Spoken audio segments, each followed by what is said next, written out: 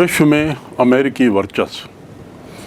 हमने शुरुआत इस अध्याय के अध्ययन की नक्शों से की और नक्शों से शुरुआत करने का कारण भी मैंने बताया और अब विश्वास है कि आप इस कारण से पूर्णतः सहमत ही नहीं होंगे बल्कि इस नक्शों को आपने अच्छी तरह समझ लिया होगा। मैं आपसे पुनः अनुरोध करूंगा कि आगे पढ़ने से पहले एक बार इन नक्शों को फिर सरसरी निगाह से देख लें। वैसे तो ये नक्शे बार बार इस अध्ययन काल में आपको दिखाए जाते रहेंगे और इन पर चर्चा होती रहेगी। तो चलिए अब हम चलते हैं इस अध्याय में। इस अध्याय के मुख्य बिंदु हमारे क्या हैं जिसका हम अध्ययन करेंगे। पहला, एक ध्रुवीयता का विकास, अर्थात विश्व एक ध्रुवीय कैसे हुआ। ये ध्रुव का अर्थ क्या है, ध्रुव के मायने क्या हैं यहाँ पे, तो इसको हम समझेंगे। लेकिन फिर भी हम अभी केवल ये जानें कि हम इस अध्याय में पहला बिंदु जो जानेंगे वो ये है कि विश्व एक ध्रुवीय क्यों हुआ,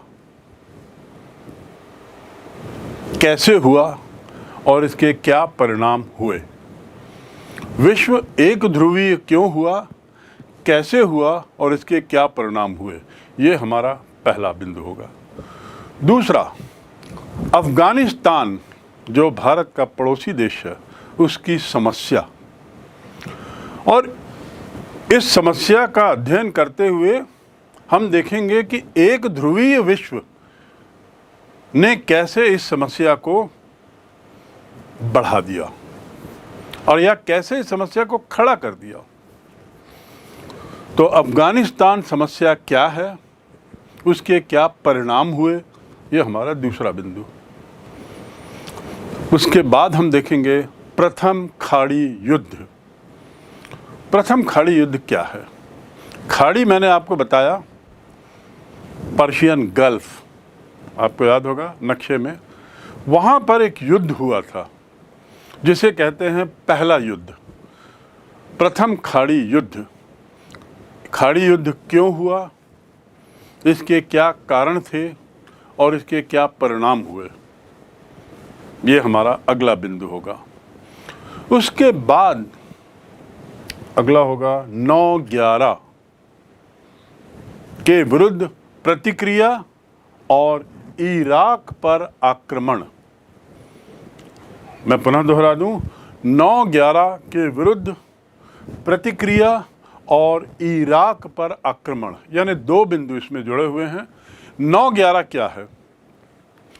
पश्चिमी देशों में, खासकर अमेरिका में, महीना पहले लिखा जाता है और तारीख बाद में। हमारे भारत में यदि हमको 11 सितंबर कहना है तो हम लिखते हैं 11/9/2021। अमेरिका में ऐसा नहीं होता। अमेरिका में वो पहले महीना लिखते हैं, MM, फिर DD, फिर ईयर, ऐसा लिखा हुआ आता है। आप देखते होंगे यदि आप कंप्यूटर में बैठते हैं और लेटर्स टाइप करते हैं और ऑटो मोड में जाते हैं तो उसमें आपको दिखाई देगा पहले महीना आता है 9/11, यानी 11 सितंबर। तो 11 सितंबर की कुछ घटना का जिक्र है और उस पर क्या प्रतिक्रिया हुई। तो घटना क्या थी और उस पर क्या प्रतिक्रिया हुई, उसके क्या परिणाम हुए, ये अगला बिंदु है। और उसी के साथ जोड़ा गया है इराक पर हमला। इराक का जिक्र मैंने बारंबार नक्शे के अध्ययन के दौरान किया है। उसके पीछे मकसद यही था कि आप इराक को भौगोलिक स्थिति को समझ लें कि उसके आस पड़ोस में कौन कौन से देश हैं, अमेरिका वहाँ से कितनी दूर है, रूस वहाँ से, सोवियत संघ वहाँ से कितनी दूर है और भारत वहाँ से कितनी दूर है। इसके बाद अगला बिंदु होगा आर्थिक एवं वैचारिक स्तर पर अमेरिका का वर्चस्व। आर्थिक स्तर पर अमेरिका का वर्चस्व। अब वर्चस्व शब्द ये बारंबार आ रहा है और आप तो मैंने कहा था कि मैं बाद में बता दूं, यही मैं थोड़ा बता दूं। वर्चस्व को अंग्रेजी में कहते हैं हेजेमनी। क्या कहते हैं? Hegemony, HEGEMONY। हेजेमनी मतलब वर्चस्व, और वर्चस्व का अर्थ प्रभुत्व। किसका वहां पर अधिकार बना हुआ है? वही जो सबसे ज़्यादा बलशाली होगा, जो सबसे ज़्यादा शक्तिशाली होगा, उसी का सबसे ज़्यादा प्रभाव, सबसे ज़्यादा अधिकार वहाँ होगा उस क्षेत्र में। तो हम बात करेंगे आर्थिक एवं वैचारिक मुद्दों पर अमेरिका का प्रभाव। ऐसा प्रभाव कि वह सब पर हावी है, ऐसा प्रभाव कि उसका प्रभुत्व इन क्षेत्रों में बना हुआ है।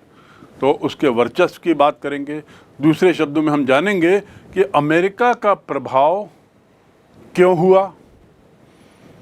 फिर जानने की कोशिश करेंगे अमेरिका का प्रभाव कैसे हुआ, क्या कारण थे जो अपनी प्रभाव को वो बढ़ाने में सफल रहा।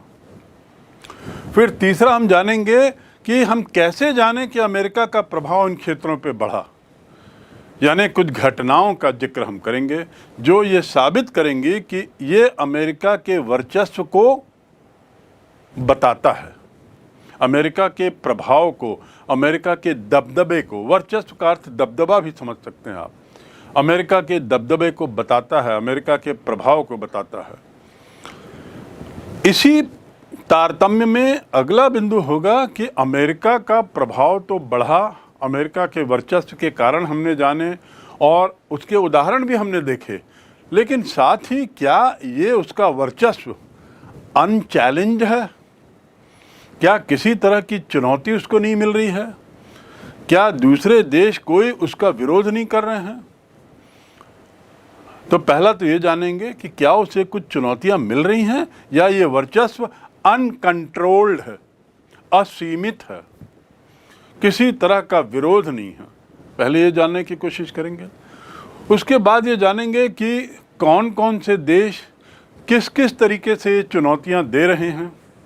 ये हमारा प्रश्न होगा कि किन देशों से इसको चुनौतियां मिल रही हैं, क्यों मिल रही हैं और कैसे मिल रही हैं, और अंत में उसके परिणाम क्या हैं। इसके बाद इस अध्याय का अंतिम हिस्सा होगा ऐसी स्थिति में जब अमेरिका का वर्चस्व बना हुआ है, ऐसी स्थिति में जब अमेरिका का दबदबा, अमेरिका का बोलबाला विश्व राजनीति में है, तो उसके संबंध भारत के साथ कैसे हैं। भारत जो तीसरी दुनिया का देश था किसी समय, भारत जो विकासशील देश है, भारत जो अब विकसित देश बनने की कगार पर है, भारत जो आर्थिक दृष्टि से, सैन्य दृष्टि से और वैज्ञानिक दृष्टि से एक बहुत बड़ी ताकत है, अमेरिका की तुलना में वो कहाँ है, और ये जो दोनों में अंतर है, इसका भारत और अमेरिका के संबंधों पर क्या प्रभाव पड़ रहा है और कैसे पड़ रहा है। तो इस प्रकार अंतिम बिंदु होगा भारत का अमेरिका से संबंध। तो चलिए अब हम चलते हैं इसकी पृष्ठभूमि पर, भूमिका पर, यानी अमेरिकन वर्चस्व, अमेरिकी वर्चस्व की शुरुआत की यदि हम बात करें तो कहाँ से, अमेरिकी वर्चस्व की कहानी हम कहाँ से प्रारंभ करें, कब ये अमेरिकी वर्चस्व प्रारंभ होता है। तो इसके लिए हमें जाना होगा 1945 द्वितीय विश्व युद्ध, 1945 द्वितीय विश्व युद्ध की समाप्ति। देखिए, अमेरिका स्वतंत्र हुआ 1776 में, और जब वो स्वतंत्र हुआ 1776 में, तो उसके बाद 200 वर्षों तक उसका वार्धक्य होता रहा। प्रारंभ में उसका जो दायरा था वो अमेरिका तक ही सीमित था, लेकिन जैसे जैसे समय बढ़ता गया, अमेरिका की ताकत बढ़ती गई, अमेरिका शक्ति बना, सैन्य शक्ति और अर्थ शक्ति। का अर्थ क्या होता है? बाहुबल नहीं, शक्ति का अर्थ सैनिक ताकत, आर्थिक ताकत, दूसरों को दबाए रखने की ताकत। इसमें अमेरिका दिन बर दिन बढ़ते रहा। जब द्वितीय विश्व युद्ध प्रारंभ हुआ, यानी 1939 में जब दूसरा विश्व युद्ध प्रारंभ हुआ, तो उस समय अमेरिका सबसे बड़ी ताकत था। यदि हम ताकतवर देशों की श्रेणी बनाएं, ताकतवर देशों को क्रमवार लिखें, तो सबसे पहला स्थान अमेरिका का था और उसके बाद इंग्लैंड,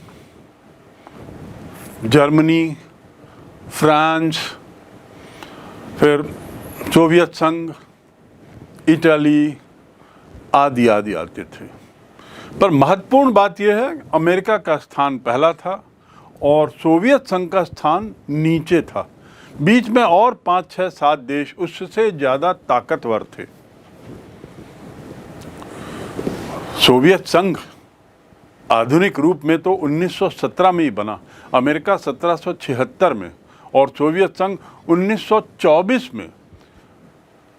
असली में कहा जाए तो सोवियत संघ की, आधुनिक सोवियत संघ की स्थापना 1924 में हुई। तो कहाँ 1776 और कहाँ 1924।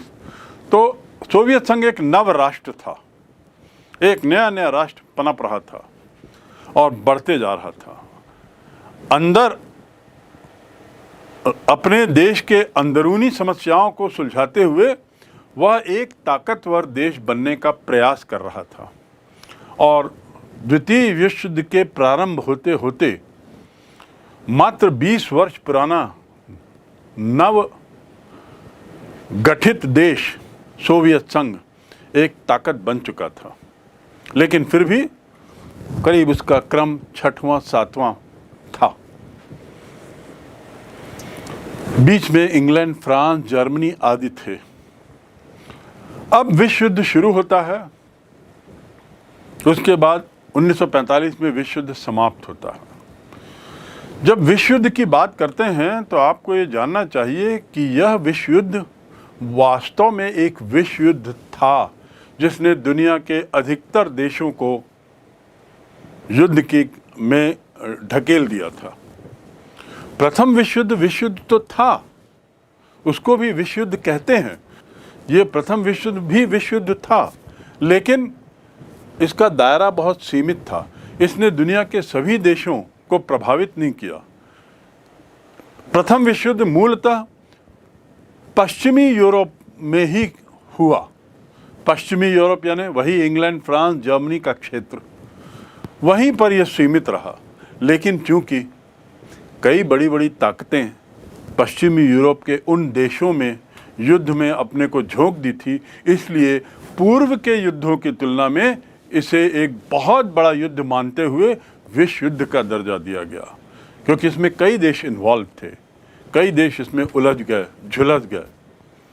पर बहुत बड़ा क्षेत्र दुनिया का इस विश्व युद्ध के प्रभाव से दूर रहा। लेकिन दूसरा विश्व युद्ध जो है वो वास्तव में विश्व युद्ध है, क्योंकि इसमें दुनिया के अधिकतर देश इस युद्ध के लपेटे में आ गए किसी न किसी कारण से, जो आपने किसी अन्य अध्याय में पढ़ा होगा या पढ़ेंगे। आपको बस ये जानना है कि द्वितीय विश्व युद्ध वास्तव में ऐसा विश्व युद्ध था जिसे हम वास्तव में विश्व युद्ध कह सकते हैं, क्योंकि इसने वास्तव में बहुत से देशों को अपनी लपेट में लिया था। दूसरी बात, इस युद्ध के परिणाम भी बड़े दूरगामी थे।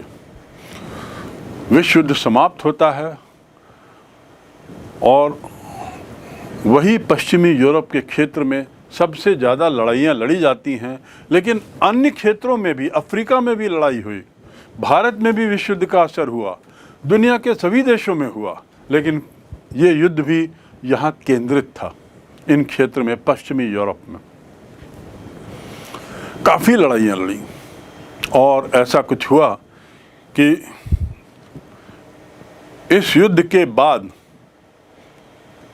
जो कुछ बड़ी ताकतें थीं, जैसे जर्मनी, इटली, जापान, ये पराजित हुई, जो एक तरफ थी। युद्ध दो गुटों के बीच हुआ था। एक गुट में जर्मनी, इटली और जापान थे और दूसरे गुट में अमेरिका, सोवियत संघ, इंग्लैंड, फ्रांस, जर्मनी, ये देश थे।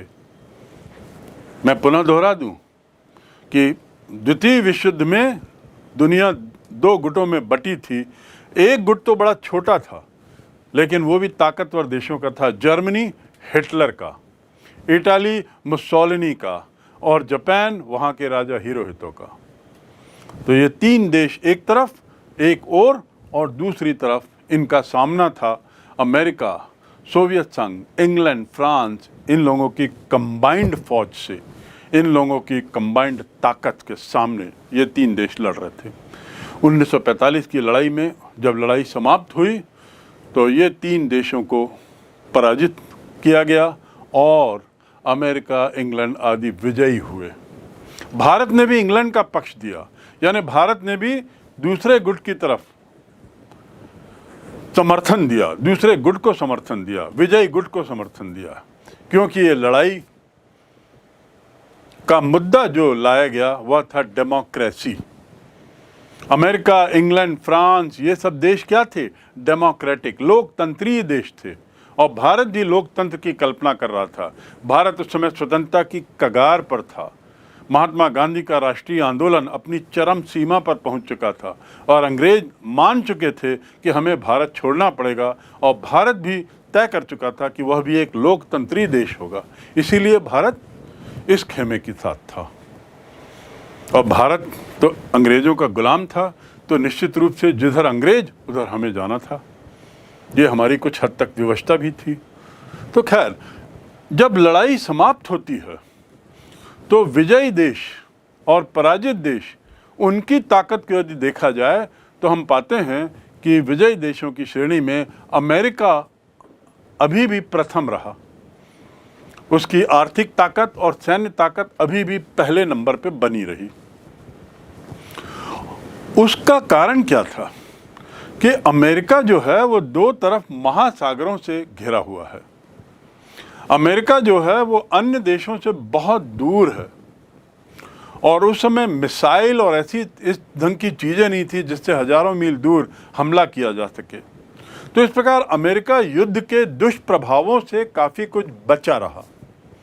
कम से कम वहाँ की जो जनता थी, वहाँ की जो समाज था, उस पर इस युद्ध का ऐसा प्रभाव नहीं पड़ा जैसा कि कुछ अन्य देशों पे पड़ा जहाँ पर लड़ाई लड़ी गई, वास्तव में जहाँ लड़ाई लड़ी गई। तो अमेरिका उस हद तक द्वितीय विश्व युद्ध के दुष्प्रभावों से अछूता था, या कम प्रभाव पड़ा उसका। अमेरिकी सैनिक बहुत मारे गए जहाँ वो लड़ाई लड़ने गए थे, लेकिन यहाँ तक अमेरिका का पैसा भी खूब खर्च हुआ, लेकिन अमेरिका इतना शक्तिशाली था कि उसके लिए कोई संकट पैदा नहीं हुआ। तो अमेरिका अपना पहला स्थान बनाए रखा। दूसरे स्थान पर बदलाव आया। मैंने बताया विश्व युद्ध के पहले इंग्लैंड, फ्रांस, जर्मनी आदि ज़्यादा ताकतवर थे और सोवियत संघ नीचे था, क्योंकि सोवियत संघ एक नव स्वतंत्र, एक नव निर्मित राष्ट्र था। 1924 में उसका निर्माण हुआ था, उसकी स्थापना हुई थी, नया देश बना था, नया था, लेकिन फिर भी ताकतवर हो रहा था, और दिन दूनी रात चौगनी वो प्रगति कर रहा था, आर्थिक रूप से और सैन्य ताकत के रूप में भी। और जब लड़ाई में उसने भी विजय पाई, क्योंकि वो अमेरिका के खेमे के साथ था, अमेरिका के साथ था, तो उसने भी उसकी सीमा पर पश्चिमी यूरोप है। आपने देखा होगा नक्शे में, फिर देखें कि सोवियत संघ की सीमा पर पश्चिमी यूरोप के देश स्थित हैं। वहीं काफ़ी लड़ाइयाँ लड़ी गईं, यानी इंग्लैंड, जर्मनी, फ्रांस, इटली, इन देशों में काफ़ी युद्ध लड़े गए। जर्मनी फ्रांस से लड़ रहा था, इंग्लैंड इटली से लड़ रहा था, तो इस प्रकार अमेरिका भी उसमें कूदा, रूस भी कूदा, सोवियत संघ भी उसमें कूदा। तो मुख्य लड़ाई का जो मैदान था वो इस क्षेत्र में था। परिणाम क्या हुआ कि इस क्षेत्र के वे देश जो अमेरिका की तरफ से लड़ रहे थे वो विजयी तो हुए, लेकिन उनकी हालत भी बड़ी बुरी हो गई थी। उनकी आर्थिक स्थिति बहुत कमज़ोर हो चुकी थी, वे टूट चुके थे। उनके हजारों परिवारों के जो पुरुष लोग थे वो युद्ध में, लड़ाई में मारे गए थे, और बहुत से लोग तो अकारण ही युद्ध में मारे गए, बमबारी के कारण, हवाई युद्ध के कारण आदि आदि। अर्थात इंग्लैंड, फ्रांस, जर्मनी जो बड़े ताकतवर देश थे 1939 के पहले, उनकी आर्थिक स्थिति और उनकी सैन्य स्थिति बहुत बिगड़ चुकी थी। विजयी तो थे पर बहुत घायल भी हो गए थे। मैं पुनः दोहरा दूं, विजयी तो हुए पर बहुत घायल भी हो गए। यदि इसकी तुलना में एक ऐसे बॉक्सिंग रिंग से करूं जहां दो बॉक्सर लड़ रहे हैं, दोनों के बीच में बॉक्सिंग चल रही है, मुक्केबाजी हो रही है, एक ने दूसरे को खूब मुक्के मारे, दूसरे ने भी जब जब मौका मिला इसको मुक्का मारा, और उसके बाद एक क्षण ऐसा आया कि दोनों एक साथ गिर गए, क्योंकि दोनों ही बुरी तरह खूना खून और घायल हो गए और दोनों गिर गए। अब विजय किसे मिलेगी? विजेता कौन कहलाएगा? जो पहले उठ जाए और उठ के खड़ा रहे, वो विजयी कहलाया। यद्यपि वो भी गिरा था, वो भी घायल था, वो भी खूना खून था, लेकिन पहले उठ के वह खड़ा हो गया, और जबकि दूसरा लड़खड़ाते रहा, तो विजयी इसको घोषित किया गया। यही घटना यहाँ पर है। अमेरिका पहला स्थान उसका बना हुआ था, लेकिन इंग्लैंड, फ्रांस ये विजयी तो थे पर बुरी तरह घायल हो गए थे, खूना खून हो गए थे। उनकी आर्थिक व्यवस्था चरमरा गई थी, उनकी सैन्य फौज जो है वो बहुत कृशकाय, बहुत कमज़ोर हो चुकी थी। परिणाम क्या हुआ? दूसरी ओर जो रूस था, सोवियत संघ था, सोवियत संघ की सीमाओं पे लड़ाई हुई थी। सोवियत संघ के अंदर ज़्यादा हमले नहीं हुए थे। वैसे स्टालिनग्राड, लेनिनग्राड, मॉस्को तक फौज गई थी विदेशियों की, दुश्मनों की, लेकिन उतना उसको आर्थिक नुकसान नहीं हुआ। परिणाम क्या हुआ? अमेरिका जहां पहले स्थान पर था, सोवियत संघ आर्थिक शक्ति के रूप में दूसरे स्थान पर पहुंच गया, क्योंकि पूर्व में जो दूसरे, तीसरे, चौथे, पांचवें स्थान पे थे, वे देश बुरी तरह घायल होने के कारण आर्थिक रूप से काफ़ी नीचे गिर चुके थे। ये है चरण 1, यानी अब पहला स्थान अमेरिका का, दूसरा स्थान सोवियत संघ का। बात आपको स्पष्ट हो गई होगी। ये बात है 1945 की। अमेरिका सतत रूप से प्रगति कर रहा था। एक बहुत पुराना देश था, 1776 से स्वतंत्र हुआ देश, और यूरोप आदि मेन लैंड से दूर, दो महासागरों के बीच सुरक्षित देश। उसकी प्रगति सतत रूप से जारी रही।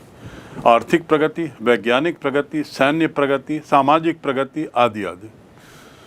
यहाँ सोवियत संघ जो नवोदित राष्ट्र था, जो नया नया बना था, वह राष्ट्र भी दिन दूनी रात चौगुनी प्रगति करते जा रहा था, और नंबर 2 पे तो आ गया था, लेकिन उसकी प्रगति विश्व युद्ध के बाद और तीव्र होती गई।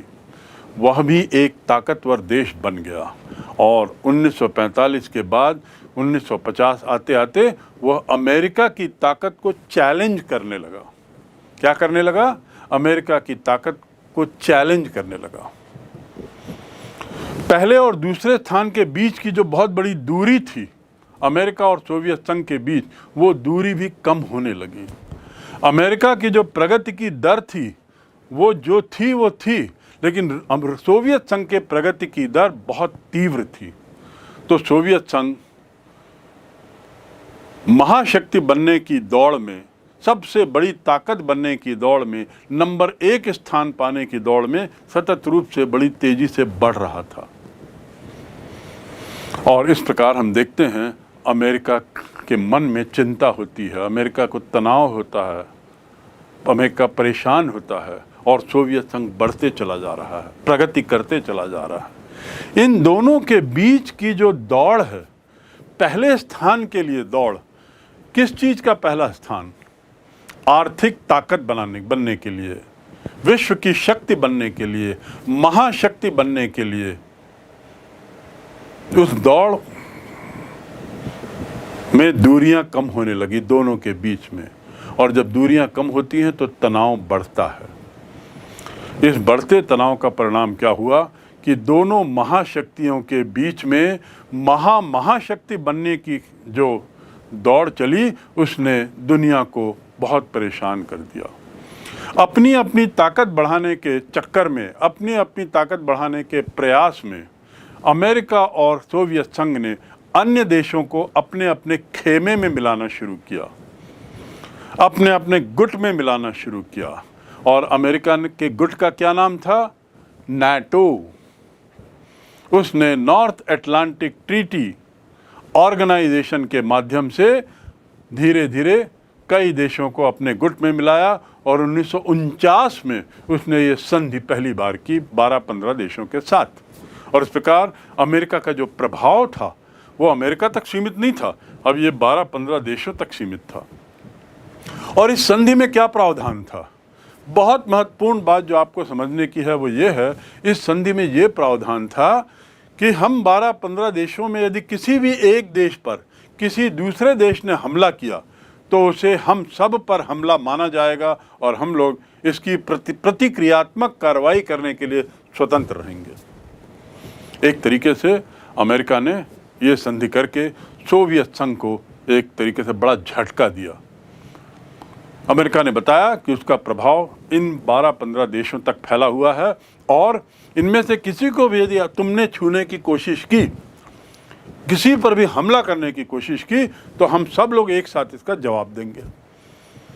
ये तो क्रिया थी अमेरिका की। इसकी प्रतिक्रिया क्या हुई? सोवियत संघ ने भी ऐसी ही संधि एक बनाई जिसका नाम मैंने आपको बताया था वॉर्सो पैक्ट, और उसमें उसने कुछ देशों को मिलाया।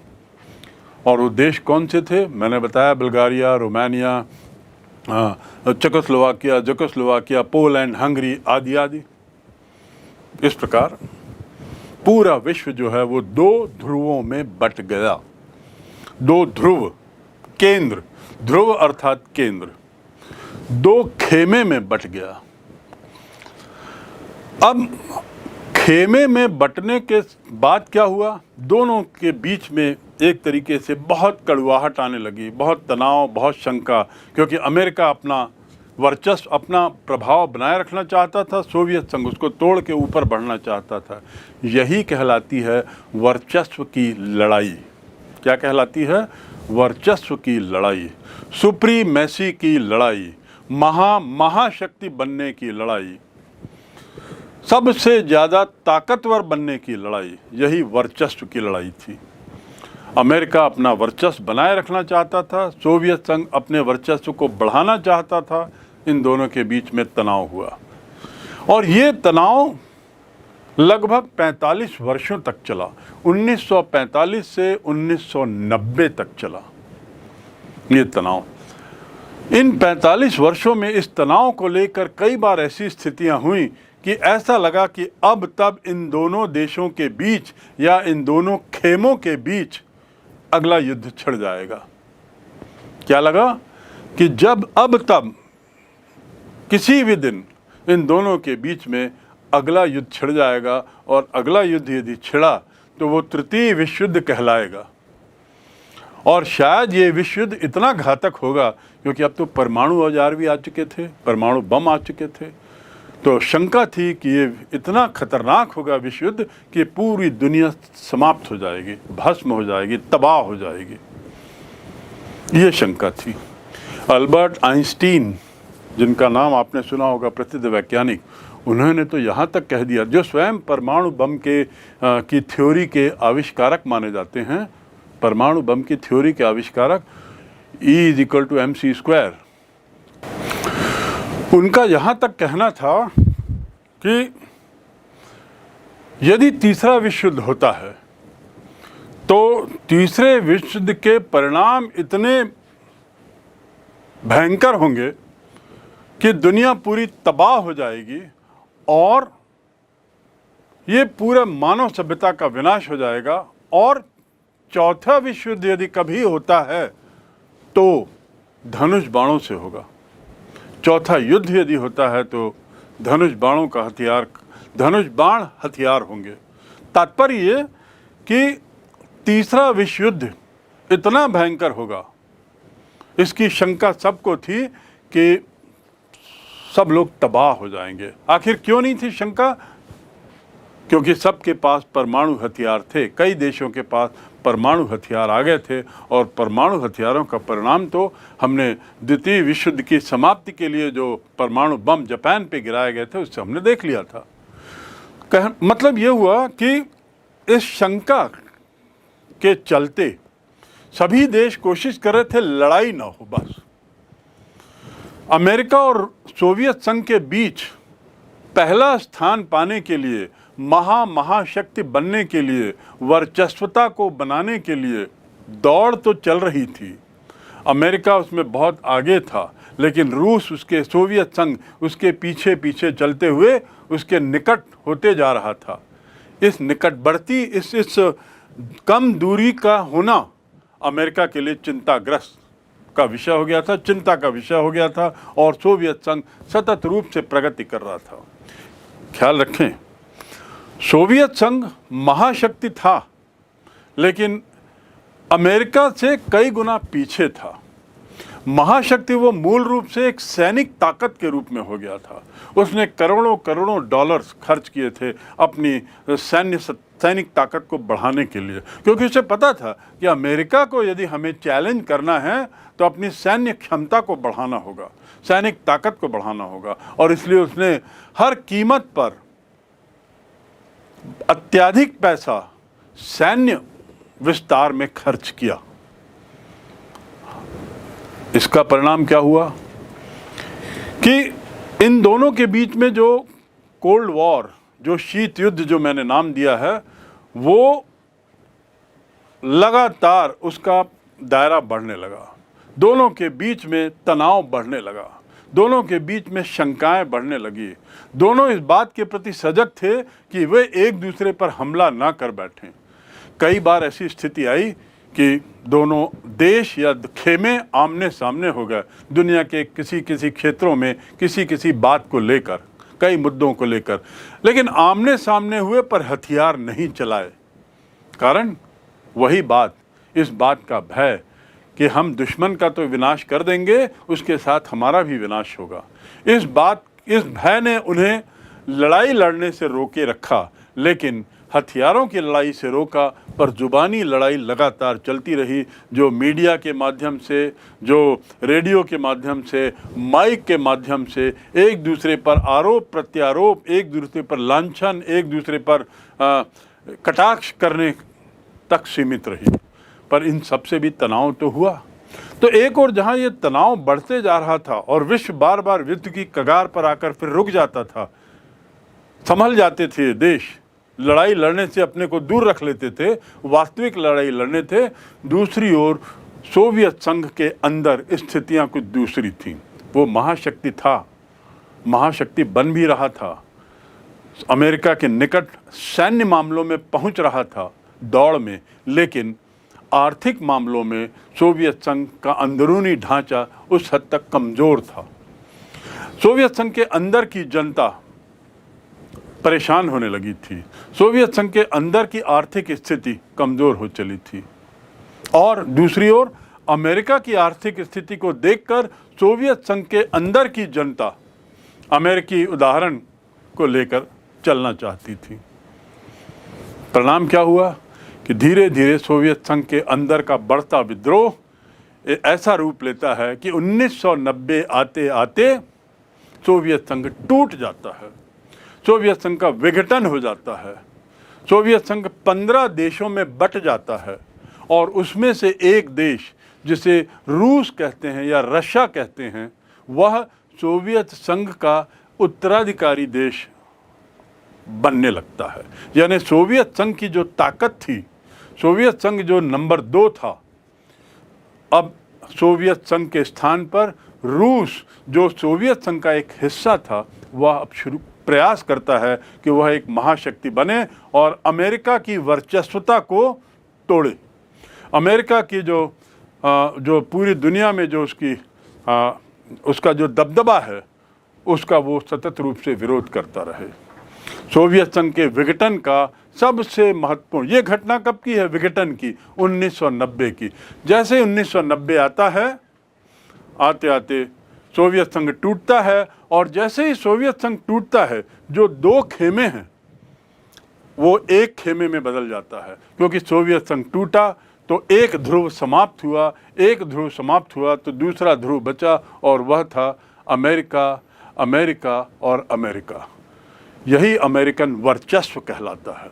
चारों तरफ अब अमेरिका ही था, उसका विरोध करने वाला कोई नहीं था।